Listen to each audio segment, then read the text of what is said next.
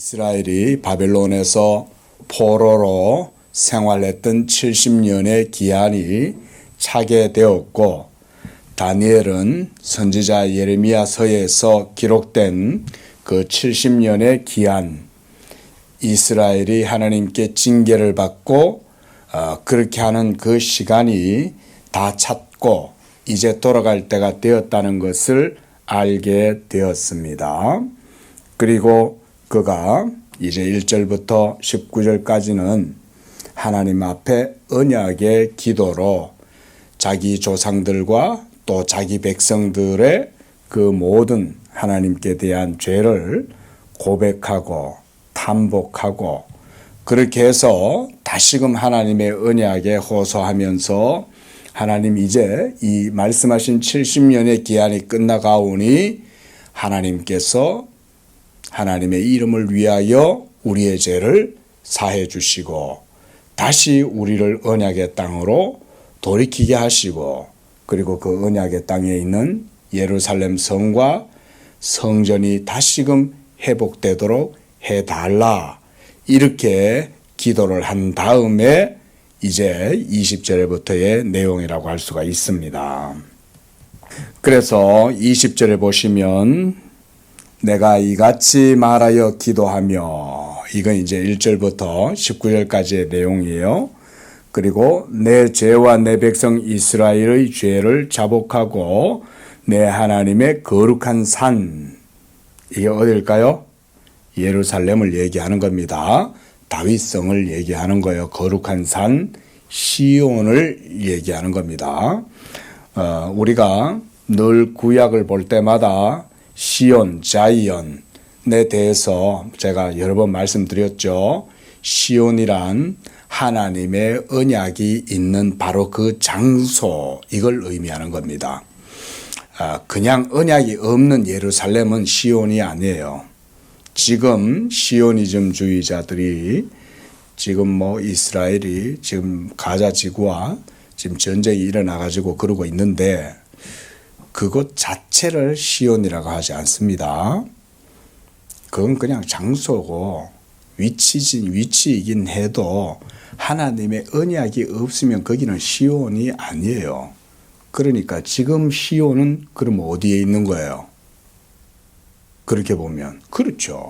바로 신약에 예수의 영이 있고 예수에 대한 믿음이 있고 하나님의 말씀이 증거되고 선포되어지는 바로 그 교회 가운데 지금은 시온이 있는 거예요. 왜냐하면 주의 영이 거기에 거하시잖아요. 주의 영이 있는 데가 시온이지. 주의 영이 없고 예배도 없고 예수의 이름에 대한 고백도 없는데 거기 무슨 시온이 있어요. 지금 이스라엘 사람들은 시온주의자들은 말하자면 자기들만의 종교와 자기들만의 것을 회복시켜 보려고 저렇게 아둥바둥 그러다가 보니까 저렇게 갈등들이 일어나는 거예요. 예수가 이방인과 유대인들 사이에 가로막힌 담을 다 헐어버리고 하나가 되게 했어요. 그러면 그 복음이 지금 저 팔레스타인에 있으면 저렇게 전쟁이 일어나겠어요? 그 복음이 팔레스타인에 없기 때문에 전쟁이 일어나는 거예요. 유대인들은 자기들만의 계속 아브라함 때부터 역사적으로 이어져 내려온 그 역사를 자기들의 고유한 것으로 생각하고 자기들만 하나님의 백성이라고 생각하고 아직도 그러고 있는 거 아닙니까? 하지만 예수 그리스도께서 십자가를 통해서 이미 그 모든 걸 다 패하고 그래서 중간에 가로막힌 담을 무너뜨리시고 십자가로 패하신 다음에 그 둘이 하나가 되게 하셨다. 벌써 2000년 전에 그 일이 일어났죠. 복음을 받아들였으면 저렇게 싸우고 지지고 볶고 할 일이 없어요. 복음을 안 받아들이고 유대인들이 계속 하나님의 그 복음의 대립각을 세우고 있기 때문에 역사 속에 그들이 항상 고난을 당하는 거예요.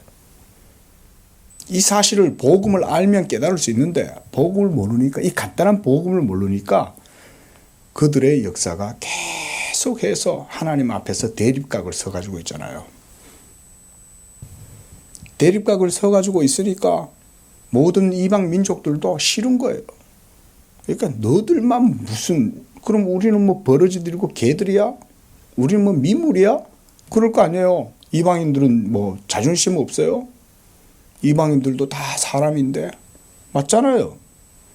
근데 유대인들이 똑하니 같이 어떤 한 마을에 들어와 가지고 사는데 저들끼리만 예배하고 저들끼리만 뭔가 특별한 선민의식 가지고 있고, 이래 보세요.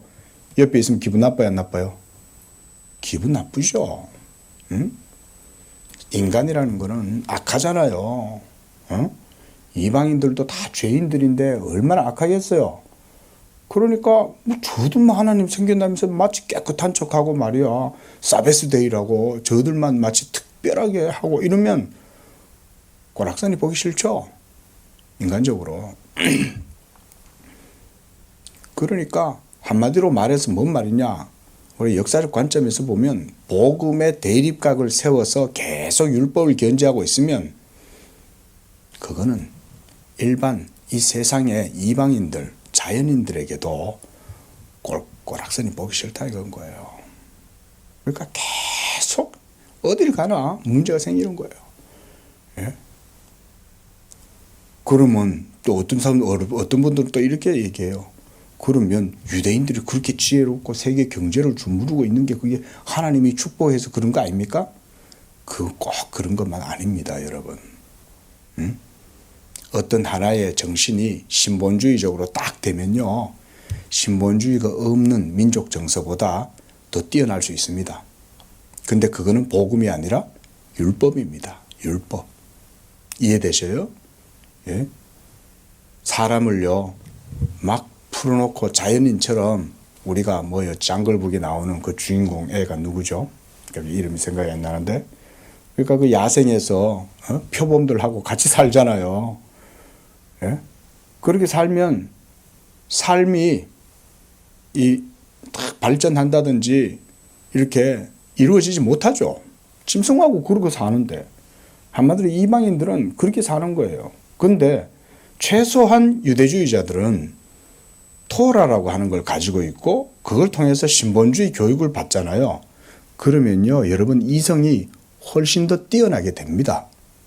이거는 복음이 아니고 율법이에요. 그러니까 틀린 얘기가 아닌 거예요. 탈무드 같은 거, 경전 같은 거를 연구하고 배우면요, 사람이요, 이성 중심이 안 되고 신본주의적인, 신관념 중심적인 이성으로 이게 발달이 됩니다. 그러면요, 사물과 현상들을 바라보는 눈도 분명하게 더 똑똑해집니다. 근데 뭐가 없어요? 그 속에 복음에 뭐가 없을까요? 자비가 없는 거예요. 하나님의 은혜와 자비가 복음 안에는 나타나는데 율법에만 단단하게 훈련받은 사람들은요, 완고하고, 그래서 하나님의 은혜와 자비의 대척점으로 서게 되면요, 돈은 많이 벌어. 결단력도 강하고 행동력도 강하고, 예? 여러 가지 면에서 탁월함이 드러날 수 있어요. 말씀드렸듯이 그런 게 율법이에요. 근데 율법을 가지고 훈련되고 그런 것으로 기질과 지성이 발전되면요, 좋은 것만 있는 게 아니에요. 이런 걸 우리 복음의 입장에서 우리는 이렇게 이해를 하는 거예요. 그러나 복음의 지성을 가지고 있는 사람들은 어떻습니까?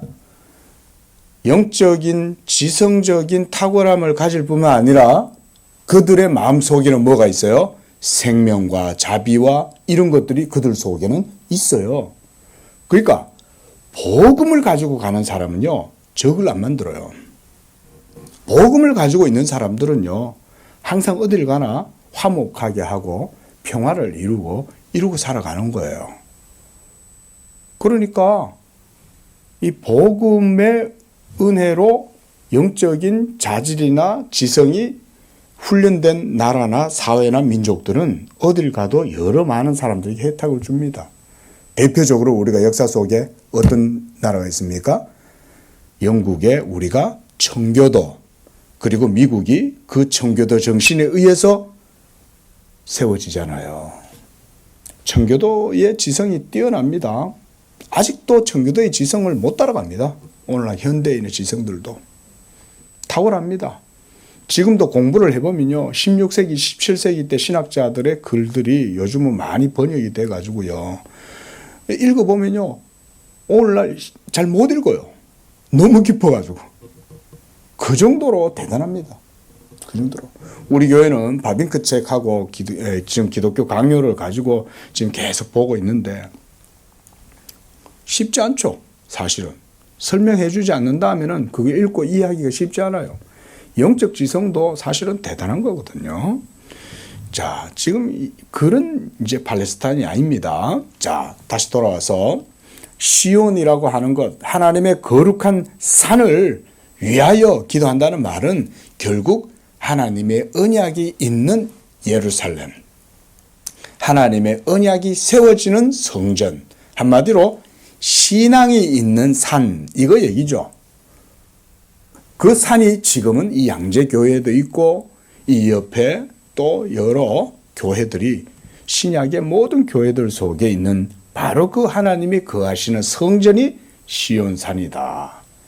이해되시죠? 딱 이렇게 생각하면 돼요. 그래서 우리가 찬송에도 보면 시온의 영광이 빛나는 아침, 이러면 그 시온은 어디에 있는 거다? 우리 안에 있는 거다. 영적인 개념으로 이해를 하시면 돼요. 자, 이런 것들을 놓고 다니엘은 하나님 앞에 기도하고 있었어요. 자, 그런데 이 모든 것들은 다 하나님의 작정된 때를 따라서 지금 하고 있는 거죠. 우리가 다니엘서에서 이 때를 굉장히 중요하게 여겼습니다. 하나님이 예수 그리스도께서 오실 때가 이제 얼마 남지 않은 시점이기 때문에 이 시대에 다니엘을 부르고 다니엘을 통해서 이 모든 뜻을 깨달아 알도록 해 주시는 거죠. 다니엘은 이 시대에 하나님께 특별한 소명과 은혜를 받은 사람이었던 거예요. 그래서 이 다니엘이 느부갓네살의 꿈도 해석해 주고 벨사살의 그 글자도 해석도 해 주고 또 여러 환상과 계시를 받아서 해석하고 이런 일들을 다니엘은 맡았던 거예요. 그런데 바로 그런 때에 다니엘이 기도하니 21절 보십시오. 내가 곧 기도할 때에 이전 환상 중에 본 그 사람 가브리엘이 빨리 날아서 저녁 제사를 드릴 때쯤에 내게 이르렀다 그랬습니다. 분명한 것은 하나님의 때가 되었기 때문에 다니엘이 기도했고 그 기도에 하나님이 응답하셨다 이 말인 거죠. 그런데 보니까 천사 가브리엘을 그 사람 가브리엘이다 이렇게 표현을 했습니다. 그리고 빨리 날아서 그랬어요. 천사가 빨리 난다. 천사가 우리가 소위 상상을 펼치듯이 날개가 있으니까 훌 날아가고 하면 어떤 A라는 지점에서 B라는 지점까지 이렇게 휙 날아가는 시간이 있다. 우리가 이렇게 생각할 수 있겠습니까? 사실은 천사들은 그런 형태로 운동하지 않죠. 천사들의 행동은 어떻게 우리 말로 해보자면 축지법 뭐 이런 거 있잖아요. 동해 번쩍 서해 번쩍 홍길동 뭐 이런 거. 예. 사실은 천사들은 경력 그러니까 한마디로 이 지역성에 크게 구애를 받지 않죠. 그런데요 여기서 보니까 빨리 날아서 그랬어요. 이 빨리 날아서 이르렀다는 이 표현을 찾아보니까 이것이 원어적 의미에서는요 지칠 정도로 황급하게 날았다 이런 의미예요. 이거 해석하는데 주석가들도 굉장히 어려움들을 많이 느끼는 구절입니다. 아무래도 요한계시록도 마찬가지고요. 이 묵시록 자체는 의미와 상징이 문학적인 형식으로 기록되어져 있다 보니까 이 문자적인 의미를 넘어선다는 게 쉽지가 않아요. 우리는 딱 문자적으로 이렇게 딱 기록이 되어져 있고 이렇게 되어 있으면 문자적으로 이해해버리면 쉽죠. 그런데 하나님의 사역이나 하나님의 존재라든가 그분의 행하시는 모든 일들을 의미적으로 사건적으로 이해를 하는 데는 한계가 있어요. 문학적인 또는 문자적인 해석 그 자체를 넘어서서 영적인 해석을 한다는데 사실 쉽지는 않아요. 그런데 그래도 맥락 속에서 어느 정도 우리가 해석을 유추해낼 수는 있다고 봅니다. 그래서 여기도 보면 원어적 의미에서 지칠 정도로 황급하게 날아서 왔다라는 말을 보면 일단 첫째, 천사가 전하고자 하는 그 내용이 얼마나 중대성을 가졌느냐 하는 것을 알 수가 있습니다. 그렇죠? 천사가 뭐 그렇게 급할 게 있겠어요. 그런데 이 천사가 굉장히 급하게 날아온 거죠. 지칠 정도로 왔다. 저는 그렇게 해석하면 좋을 것 같아요. 왜? 일단 때가 된 거죠. 그리고 본문에서도 보면요. 어떤 내용이 있냐면 하나님께서 명령했다. 23절 보십시오.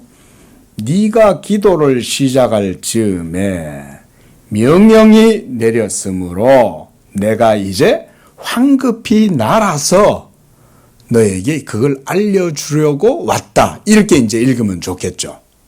황급히 왔으니까, 빨리 날아서 왔으니까. 그러니까 이 일이 굉장히 지금 우선을 다투는 문제인 거죠.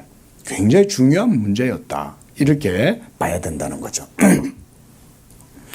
저녁 제사 시간은 보통 당시에 오후 3시에서 4시 정도 경이었던 것 같아요. 다니엘이 하나님의 계시를 받고 환상을 보는 시기였으니까 영적으로 아주 긴장되어져 있고 충만한 때였다고 할 수 있어요. 왜냐하면 하나님이 지금 말씀하시는 때잖아요. 그렇죠? 그래서 천사가 와서 그 계시의 내용들에 대해서 알리러 왔다 그랬습니다. 자, 22절에 보면요. 내게 가르치며 내게 말하여 이르되 다니엘아 내가 이제 너에게 지혜와 총명을 주려고 왔노라. 안에 그 모니터 밑에 있습니다. 모니터 밑에 서랍 속에 한번 봐주세요. 그래서 이 본문을 보면 이런 의미라고 할 수 있어요. 다니엘이 하나님께 기도해서 그래서 천사 가브리엘이 하나님께로부터 보내심을 받고 그리고 그가 와서 할 일은 다니엘에게 지혜를 주고 총명을 주어서 뭐 하게 하시려고 그 계시의 환상을 깨닫게 하기 위하여 왔다. 그 말인 거예요. 그래서 23절에 네가 기도를 시작할 즈음에 명령이 내렸으므로 너에게 알려주려고 왔다. 너는 크게 은총을 입은 자라 그런즉 너는 이 일을 생각하고 그 환상을 깨달을지니라. 이러면서 천사가 이제 이 환상에 대해서 설명을 해주고 그런 내용들이 이제 23절입니다. 그래서 말씀드렸듯이 바로 이 내용들은 기도할 때 그 응답의 결과였다. 그리고 그 결과로 하나님이 기도에 응답하시면서 명령을 내리신 거죠. 다니엘이 기도할 때에 하나님이 천사에게 명령을 내리신 거예요. 가브리엘아 너는 내려가서 저 내 종 다니엘에게 이 환상의 의미를 깨닫도록 하라 라는 명령이 내렸다는 거죠. 그 명령이 내리니까 천사는 어떻게 하겠어요? 그 명령을 황급하게 아주 촉박하게 그렇게 이걸 전하러 왔다 그 말인 거예요. 이 일이 굉장히 급선무인 거죠. 그렇죠? 아주 급선무로 이 일이 주어지게 된 거죠. 왜일까요? 왜 이 일이 중요할까요? 하나님의 구속의 사역을 이룰 때가 왔기 때문에 아브라함 때부터 노아 때부터 아담 때로부터 예언되고 계시되었던 그 구원의 때가 이제 가까웠다. 그 말인 거예요. 이제 가까웠다. 어떻게? 예수 그리스도를 통하여 하나님의 모든 우주적인 진노와 형벌과 저주가 그리스도로 말미암아 완전히 제거되고 회복되고 그래서 새 창조의 역사가 일어나게 될 하나님과 인류가 그리스도 안에서 언약을 맺고 그래서 다시금 새 창조의 역사가 이루어지게 될 그때 얼마나 대단한 때입니까? 그렇죠? 여러분 옛날에는 요즘은 환갑을 잘 안 하지만 불과 한 20년 전에만 해도 환갑잔치 했거든요. 제가 부목사로 있을 때도 있었던 교회 목사님 사모님이 환갑이라고 환갑잔치하고 가면 환갑잔치가 제법 그럴듯하게 잔치처럼 했거든요. 근데 요즘 누가 환갑잔치 합니까? 그냥 요새는 이게 참 이 시간이라는 것도 그래서 고무줄처럼 늘어나는 거예요. 여러분 그거 아셔야 됩니다.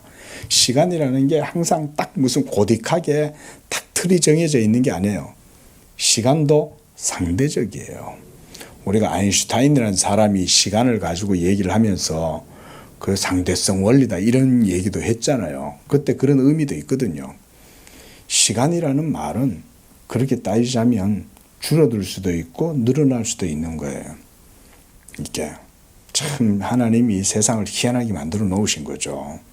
그런데 우리가 일상적으로 생각하는 시간 24시간 1년 365일 이렇게 하나님이 일상적 시간을 해놓으셨지만 또 시간의 개념은 또 어떤 사람에게는 아주 느리죠. 오늘 하루 종일 너무 길다 이렇게 생각도 하지만 이렇게 세월이 이렇게 빠르냐 오늘 하루가 너무 빠르다 이렇게 또 생각하는 사람들도 있는 거죠. 자, 그와 같이 하나님이 명령을 내리신 것을 천사가 아주 긴급하게 이 일을 행하려고 온 거예요. 그리고 그가 이렇게 한 것은 그 계시의 환상과 뜻을 깨닫게 하려고 해 주신 것입니다. 하나님의 계시의 뜻, 하나님 안에 감추어진 이 비밀한 계시는 하나님이 깨닫게 해 주셔야 알 수 있어요. 성경도 마찬가지입니다. 성경 우리가 이단들이나 이런 데 빠진 사람들 보면요. 성경 많이 읽었다 그러거든요. 성경 많이 읽었대요. 여호와의 증인에 있는 사람이 저보고 자기는 성경을 막 몇백 독 했다고 자랑을 하는 거예요. 근데 성경 몇백 독을 했는데 왜 이단에 빠지냐 이 말인 거죠. 성경 속에 있는 하나님의 계시의 원래적인 의미를 모르면 그리로 끌려가는 거예요. 그렇죠? 목사들조차도 여호와의 증인이나 이단 같은 데로 끌려가요. 왠지 아세요? 성경도 제대로 모르고 목사가 돼가지고 그래서 그런 목사는 끌려가는 거예요. 우리는 보통 말을 할 때 뭐라고 말합니까? 아유 목사가 어떻게 이단에 끌려가냐? 아니 뭐 목사라고 다 똑같은 목사인가? 성경도 모르고 그냥 그러고 어쩌다가 그냥 신학교에 그냥 섞여 들어와 가지고 거기서 그냥 신학교육 받는다고 받고는 신앙 고백도 없이 하나님에 대한 믿음도 없이 있다가 어느 날 이단을 만났더니 이단이 훨씬 성경을 더 멋지게 해석하는 것 같거든. 그러니까 빠이빠이 하고 이제 걸러 가는 거죠. 예? 충분히 그럴 수 있어요. 목사라고 성경 모르면 끌려가는 뭐 할아버지가 있습니까? 다 장사 없어요. 끌려가는 거지. 다니엘과 같이 하나님 안에 감추어진 뜻을 오로지 하나님만이 알려주실 수 있어요. 근데 여기서는 성령이 직접적으로 알려주시지 않습니다. 우리가 이런 점도 저는 주의해서 봐야 된다고 봐요. 누가 알려주는 거예요 지금? 누가 지금 다니엘에게 성경 해석을 알려주고 있어요? 가브리엘 천사가 와가지고 환상을 깨닫게 해주잖아요. 그렇죠?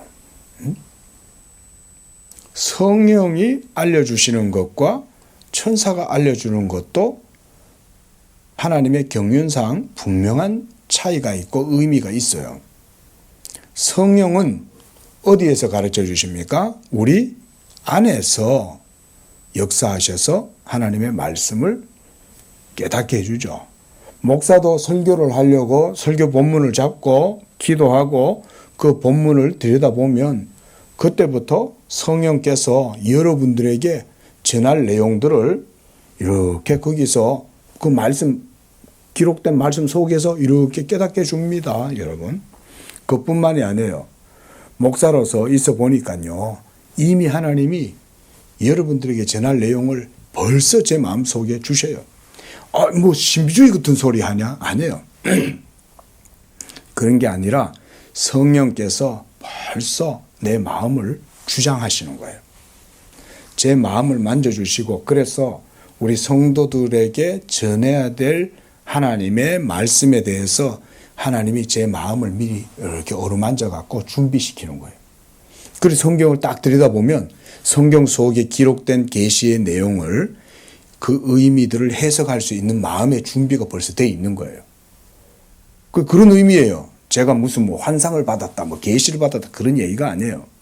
그게 아니라 하나님이 벌써 자기의 말씀으로 내 영혼에 그걸 깨닫도록 해주기 위해서 내 속에서 벌써 미리 마음을 다 어루만지고 준비해 놓으셔요. 그런데 설교를 준비하려고 성경을 딱 보면 그때 벌써 하나님께서 미리 어루만져 놓으셨던 것이 딱 말씀 속에서 이제 이해가 되기 시작해요. 이런 게 목사들에게는 있어요. 설교를 준비해야 되는. 저는 여러분들도 마찬가지라고 봐요. 우리도 성경 읽기를 하잖아요. 그럼 여러분들이 성경을 읽으시면요, 평소에 성령께서 여러분들을 벌써 하나님의 말씀 안에 인도하시기 때문에 성경을 읽으면 평소 하나님의 인도하심의 그 사이클을 따라서 성경이 이해되기 시작하는 거예요. 그래서 성경을 읽어야 되는 거예요. 성경을 안 읽으면 하나님의 전파와 헤르츠가 이렇게 딱 FM 이 전파가 그대로 일치가 돼야 되잖아요. 우리가 주파수를 이렇게 맞추잖아요. 예? 주파수를. 여러분들이 성경을 읽으시면 여러분 안에 거하시는 성령이 그 말씀과 함께 역사하셔서 하나님의 기록된 말씀에 있는 의미를 깨닫게 해주는 거예요. 그래서 성경을, 그리고 성경 읽으면 그게 이제 일치가 되면, 주파수가 딱 맞으면 기분이 어떻겠어요? 기분이 좋겠죠. 이 속에 희한한 말씀이 있구나.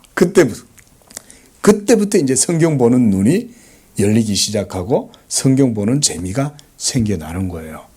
그러면 그 속에 놀라운 하나님의 계시의 세계가 기록된 말씀 속에 있다는 걸 발견하는 거예요.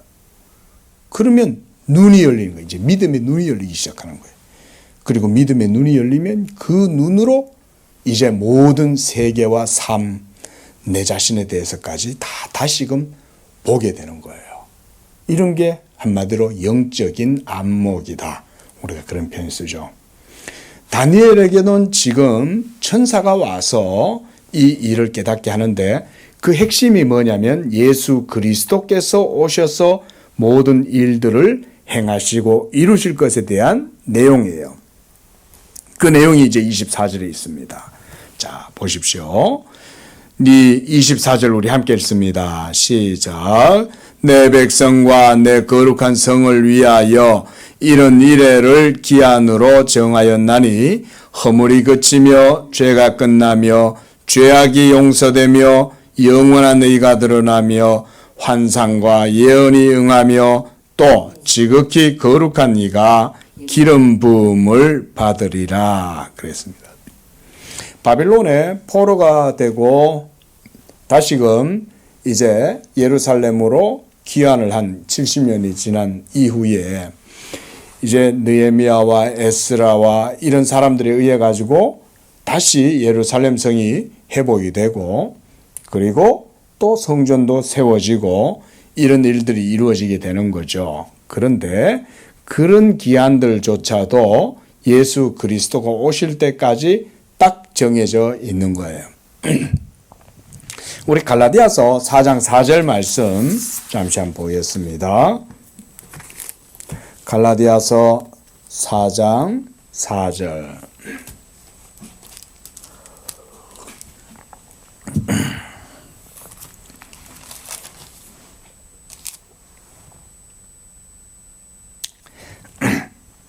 자, 4절입니다. 시작.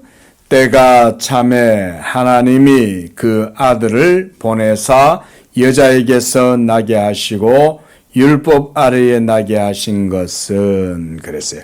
때가 참에 그랬습니다. 또 그 바로 앞에 2절에도 보면 그 아버지가 정한 때까지, 그 아버지가 정한 때, 이때, 또 4장 4절에, 이 4절에서 때가 참에, 그때, 이때가 언제라는 거예요. 그렇죠.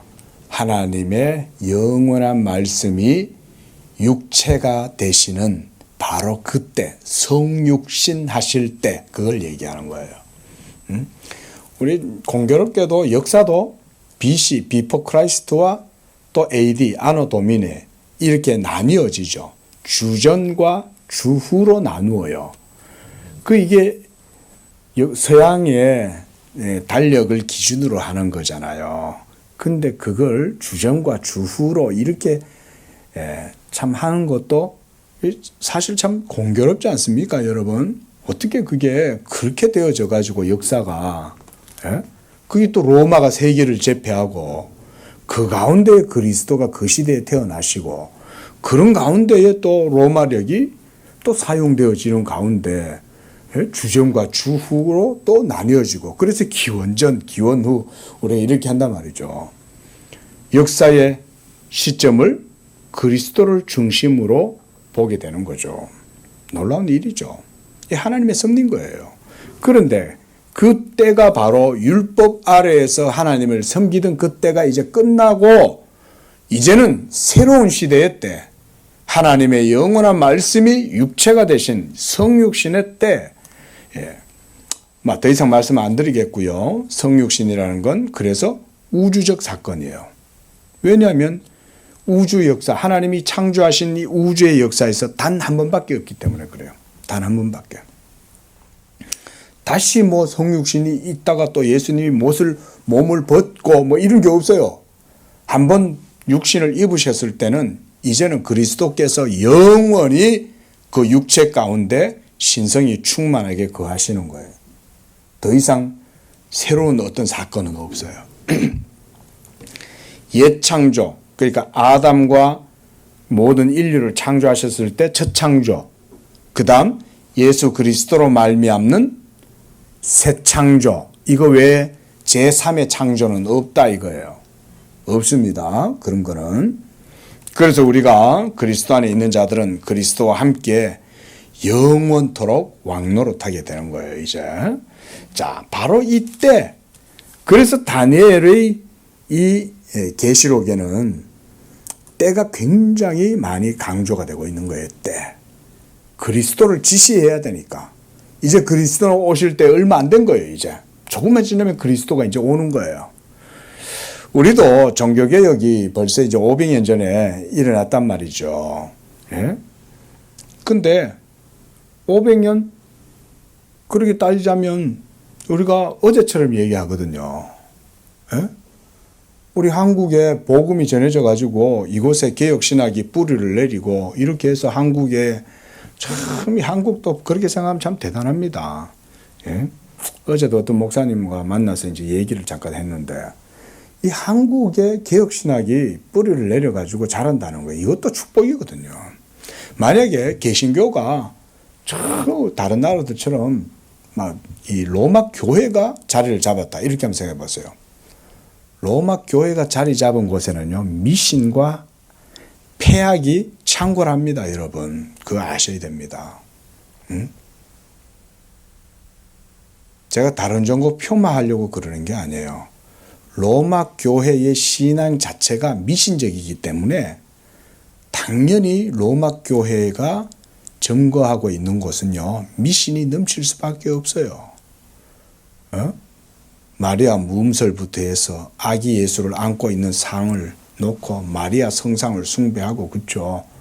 그러잖아요. 성인상도 세워놓고. 전부 다 우상들이거든요.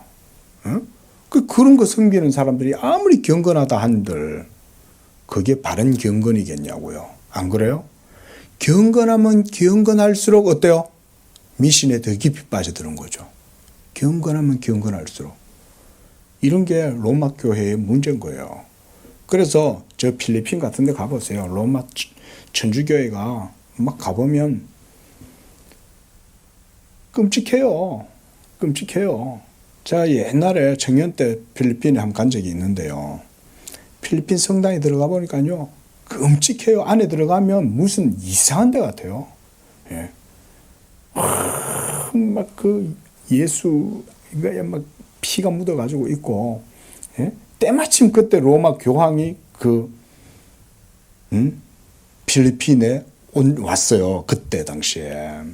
저희가 이제 그 선교 여행지에 방문하고 이랬는 바로 그때 로마 교황이 필리핀에 왔는데 전 세계가 다 동이 났어요. 교황 만나러 온다고 필리핀에. 그리고 필리핀에 어떤 일이 있었냐.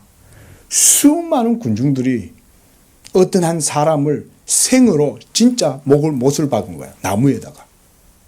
그래가지고 그 사람을 이고 그 피가 철철철 흐르는 사람을 이고는 그러고는 행진을 하는 거예요. 끔찍하지 않습니까? 교황이 오는데 어떻게 그런 짓을 하냐 이거죠. 그 매달린 사람은 누구예요? 예?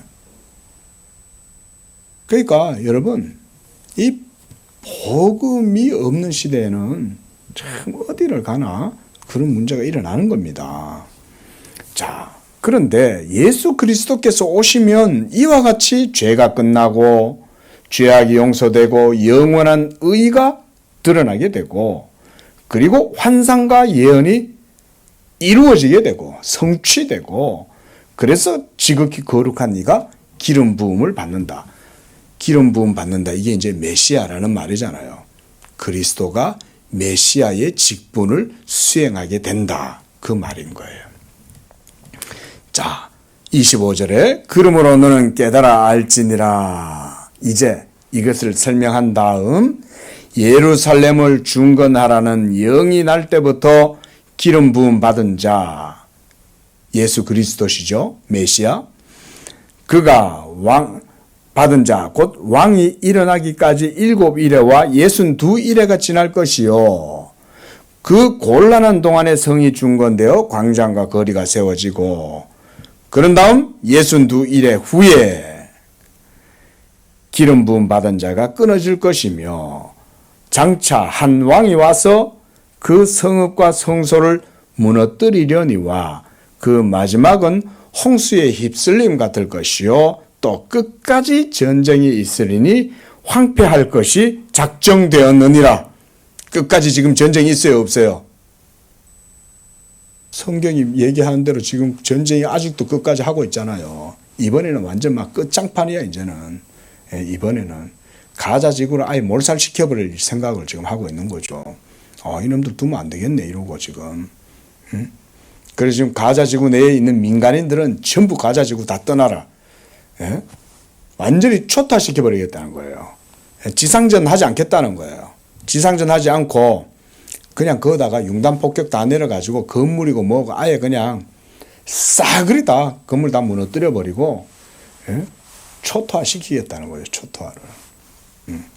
근데 저 땅이 지금까지 그러고 있잖아요.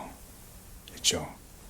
여러분 중동전쟁, 3차 중동전쟁 하면서 6.1 전쟁이 일어나가지고 이스라엘이 다시금 국가를 회복했다. 사실상 진정한 이스라엘의 회복은 아니죠. 그죠? 이걸 우리가 잘 알아야 됩니다. 지금도 보면 백투더 예루살렘 운동하시는 분들도 그거 가가지고 방송하고 이러는 걸 제가 봤거든요. 백투더 예루살렘 하시는 분들. 그 비성경적이고 복음의 대척점에 서 있는데 그렇게 하는 것은 지혜로운 게 아니에요. 목사들이 성경을 바르게 해석해서 교인들을 가르쳐 줘야 되는데 그런 성경에 대한 바른 해석이 없으니까 그거 가지고 있다가 화를 당하는 거예요. 자, 그런데 이 26절부터 27절에 대한 해석은 성경의 난해한 성경 중에서도 더 난해한 부분이라고 이렇게 모두에게 알려져 있습니다. 그런데 저는 여러분들에게 제가 나름대로 그 해석들을 보면서 성경의 맥락에 맞추어서 저는 이렇게 해석하는 걸 좋아해요. 뭐냐면요. 바로 24절의 이 내용은 예수 그리스도로 말미암는 사역의 성취를 보여준다.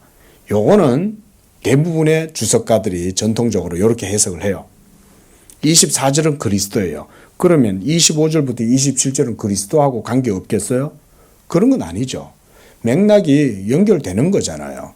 그러니까 24절에 있는 이 모든 일들은 예수 그리스도를 보여주는 것이면 이제 25절부터 27절의 내용은 교회의 역사라고도 볼 수가 있어요.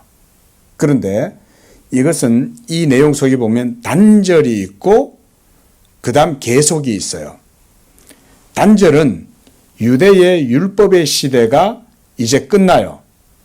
그래서 다시금 70년 후에 바벨론에서 예루살렘으로 돌아가서 예수님이 오실 때까지 예루살렘이 물론 그 사이에 마카비 혁명도 있었고 여러 가지 유대인들이 어려움을 당하긴 했지만 예수님이 오실 때까지 그래도 이스라엘은 계속 존속됐죠. 왜냐하면 그리스도가 율법 아래에서 나셔야 될 때까지는 율법이 아직 폐하해지지 않는 거죠. 그런데 예수 그리스도께서 오셔서 24절처럼 모든 사역들을 다 행하신 다음에 그 다음에 율법 시대는 어떻게 돼요? 더 이상 존속되지 못하죠. 그래서 유대인들이 끝까지 로마의 항정을 벌이다가 결국은 완전히 멸망을 당하게 되고 AD 70년에 이제 로마 장군 타이투스가 예루살렘 성을 다 또 무너뜨립니다. 그러고 나서부터는 예루살렘이 더 이상 회복되지 못했어요. 지금까지 그 상태로 있는 거예요. 그동안 거기에 이슬람이 주둔하고 기독교가 주둔하고 동방정교회가 주둔하고 이러면서 로마 교회가 또 동서방으로 나누어지고 거기에 또 이슬람이 들어오고 이러면서 거기가 한마디로 종교의 집산지가 돼버린 거예요. 그러면서 지금까지 거기서 그 난장판들을 벌어지고 있는 거예요. 오랜 세월 동안. 자, 이런 것들이 일단은 그리스도를 중심으로 해서 이루어진다. 이렇게 보는 것이 저는 맞다고 생각하고요. 그래서 25절에 보면 예루살렘을 중건하라는 영이 날 때부터 기름 부음 받은 자 곧 왕이 일어나기까지 이게 이제 그리스도께서 오실 때까지죠. 예루살렘이 새롭게 세워지고 그리스도가 오실 때. 그리고 7이라와 62이래라고 이렇게 해놨는데 이게 해석이 어려운 거예요. 이게 뭘 의미하는 걸까? 예? 굉장히 어려워요. 이게 해석하기가. 그래서 저도 막 굳이 어려운데 막 갖다 붙이고 싶지는 않아요. 그러나 중요한 건 역사의 중심은 예수 그리스도시다. 우리가 그 정도만 이해를 하면 될 것 같아요. 그리고 곤란한 동안에 성이 중건되어 광장거리가 세워지고 62일 후에 기름 부음 받은 자가 끊어질 것이다. 이렇게 말해요. 이건 또 무슨 얘기냐? 기름 부음 받은 자가 끊어진다. 이것도 여러 가지 해석들이 있습니다. 첫째로 예수께서 십자가에서 연약하심으로 육체를 가지셨으므로 연약함으로 십자가에 못 박혀 죽임을 당하게 될 것이다 라는 해석도 있고요. 또 하나는 그리스도의 몸인 교회가 박해를 받게 되고 그것으로 인해서 복음의 세력이 상당히 약화가 되게 되는 이런 박해의 시기를 얘기하는 것이다. 이런 해석들도 있습니다. 근데 이렇게 보면 둘 다 틀린 말은 또 아니에요. 그렇죠? 어느 정도는 맞는 거예요. 그래서 그렇죠. 또 뒤에가 어느 정도 맞는 것도 있는 것 같고 또 그리스도께서 십자가에 못 박혀서 이는 예수님도 말씀하셨죠. 어두움의 때다. 이런 말씀했단 말이에요. 예수님이 그 잡히실 때 두라. 이는 어두움의 때다. 그러니까 유다가 예수님을 배반하고 팔고 유대인들이 또 로마인들이 예수를 십자가에 못 박고 이렇게 하는 그런 때라고도 볼 수가 있어요. 이 성경은 그래서 이 성경의 시간은 우리가 크로노스로 보기보다는 카이로스 형식으로 봐야 되기 때문에 이게 우리의 시간 개념하고 틀려요. 어떻게 보면 고무줄처럼 늘어났다 줄어났다 이럴 수가 있어요. 그러나 분명한 건 의미는 그 속에 분명히 있어요. 의미는. 의미는, 객관적 의미는 분명한데 이걸 시간적으로 말하자면 연대기적으로 우리가 이해하기란 쉽지 않다는 거죠. 자, 하나님이 뭐냐면 왜 그러면 이렇게 왜 이렇게 하시죠? 감추어 놓으시는 거예요. 감추어 놓으시는 거예요, 하나님이. 그래서 27절 보세요. 그가 그 일의 절반의 제사와 예물을 금지하고, 요거는 우리가 안티오쿠스 에피파네스, 그렇죠? 주전 170년 경에 이 안티오쿠스 에피파네스가 자기를 신이다라고 하면서 모든 이 유대 종교의 제사와 기도와 모든 예법들을 전부 다 폐해버렸잖아요. 그럼 그거 불순종하면 다 죽는 거예요. 그때 당시에 엄청난 이제 박해가 있었는데, 이 박해의 시기 때 바로 이 마카비 혁명이 일어나게 되어서 유대인들이 이 다시금 종교가 어느 정도는 회복이 된 거예요. 그게 어느 정도 회복될 수밖에 없는 이유가 뭐였겠어요? 아직은 예수님이 오시지 않았으니까 율법의 전통이 끊어지면 안 돼요. 예수님 오실 때까지는 여전히 율법의 전통이 이어져야 돼요. 그러니까 마카비 혁명이 성공할 수 있었던 것도 사실은 하나님의 섭리라고 봐야 되는 거예요. 근데 그 이후로는 못 이겼잖아요. 결국은 유대인들은, 그렇죠? 3차 중동 전쟁이 일어날 때까지 예루살렘이 전 세계로 다 흩어져 버린 거죠.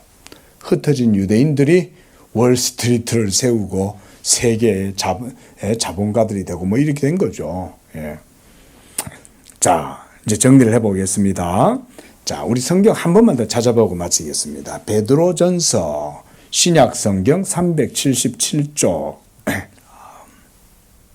베드로전서 1장 10절에서 12절. 우리 함께 읽어보겠습니다. 시작. 이 구원에 대하여는 너희에게 임할 은혜를 예언하던 선지자들이 연구하고 부지런히 살펴서 자기 속에 계신 그리스도의 영이 그 받으실 고난과 후에 받으실 영광을 미리 증언하여 누구를 또 어떠한 때를 지시하시는지 상고하니라. 이 섬긴 바가 자기를 위한 것이 아니요 너희를 위한 것임이 계시로 알게 되었으니 이것은 하늘로부터 보내신 성령을 힘입어 복음을 전하는 자들로 이제 너희에게 알린 것이요 천사들도 살펴보기를 원하는 것이니라 그랬어요. 이것은 그랬어요. 이것이 뭐예요? 이것은 하늘로부터 보내신 성령을 힘입어 복음을 전하는 자들로 이제 너희에게 알린 것이다 그랬잖아요. 이게 뭐예요? 이게 바로 예수 그리스도의 복음을 말하는 거예요. 복음. 이 복음을 전하기 위하여 구약의 10절에 보면 구약에 있는 선지자들이 이거를 부지런히 연구한 거예요. 우리도 오늘 이 어려운 다니엘서를 보면서 이게 안티오쿠스냐 아니면 이게 로마냐, 로마의 디도냐, 이게 언제냐, 이런 거를 보잖아요. 예? 이게 그리스도에 대해서 얘기하는 거냐, 이게 교회에 대해서 얘기하는 거냐, 우리가 이런 걸 계속 봤단 말이죠, 이 시간에. 그처럼 고대에도 그랬다 이 말인 거예요. 고대에도 이런 구약 성경을 보면서 연구를 했겠죠. 이게 안티오쿠스 얘기하는 건가? 아니면 이게 로마 장군 디도를 얘기하는 건가? 이 황제를 얘기하는 건가? 누구를 얘기하는 건가? 이게 네로인가? 이러면서 살폈다 이 말인 거예요. 고대에도.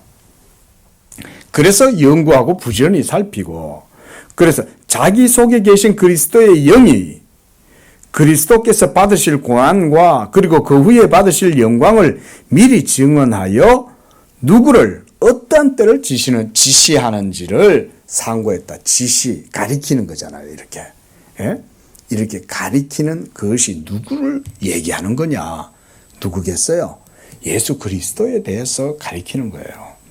그리고 12절에 여기에서 마지막에 보세요. 천사들도 살펴보기를 원한다 그랬어요. 가브리엘 천사도 아직 몰라요. 가브리엘 천사도 하나님의 명을 받아서 다니엘에게 와가지고 그 환상을 깨닫게 해주긴 하지만 그 명을 받기 전까지는 천사인 가브리엘도 하나님 안에 있는 이 깊이 감추어져 있는 계시의 비밀을 천사들도 몰라요. 왜 모를까요? 하늘의 천사들도. 뭐 때문에? 그렇죠. 맞아요. 하나님 안에, 하나님 마음 안에 감춰져 있는 거예요. 그래서 사도 바울이 이 얘기를 해요. 하나님의 생각을 누가 알리요? 그러잖아요. 누가 알아요? 하나님의 생각은? 성령만이 하나님의 생각을 다 알아요. 성령은 모든 것을 다 통달하시느니라 그러잖아요. 성령은 하나님의 마음과 생각을 아시나니 그랬어요. 성령이. 왜냐하면 성령은 하나님 자신의 영이니까. 여러분 속에 지금 있는 생각을 저도 모르죠. 그렇죠? 여러분 속에 있는 생각은 누가 알아요? 그렇죠. 여러분 자신만이 아는 것처럼 하나님도 하나님 자신만의 생각은 하나님만 아셔요. 천사들이 아무리 영적 존재라도 하나님 본체 안에 깊이 감추어져 있는 비밀한 생각, 계시는 몰라요. 근데 하나님이 이제 때가 되니까 다니엘한테 야, 그거 가르쳐줘 라고 명령을 내린 거예요. 그리고 천사가 이 말씀을 듣고 황급하게 다니엘아 이러면서 막 다급하게 왔다. 저는 그렇게 해석을 해요. 황급히 날아서 지칠 정도로 날아서 왔다. 그 말은 너무 긴박한 급선무를 다투는 그런 일이다. 자, 이렇게 해서 이제 예수 그리스도의 때가 이를 때까지의 일들을 다니엘서를 통해서 하나님께서 계속 얘기했습니다. 결국 포인트는 원포인트예요. 그렇죠? 예수 그리스도의 때를 다니엘을 통해서 보여줘요. 그리고 그 때가 이르기까지 지금 구약의 이스라엘은 바벨론에 70년간 포로가 되었다가 다시금 이제 돌아갈 때가 된 거죠. 돌아갈 때가 되었을 때 그들은 거기에 가가지고 다시 뭘 하겠어요? 예루살렘 성을 다시금 건축하고 또 성전도 새로 짓고 이렇게 하겠죠. 그런데 그들은 이제 뭘 생각하겠어요? 하면서도 이게 본질이 아니고 이게 실체가 아니다 라는 생각을 하게 되겠죠. 다니엘서를 읽으면. 그렇죠? 이것도 언젠가는 다시금 또 무너지고 메시아 기름 부음 받은 자가 오게 될 것이다. 여기 보면 기름 부음을 받으리라 그랬잖아요.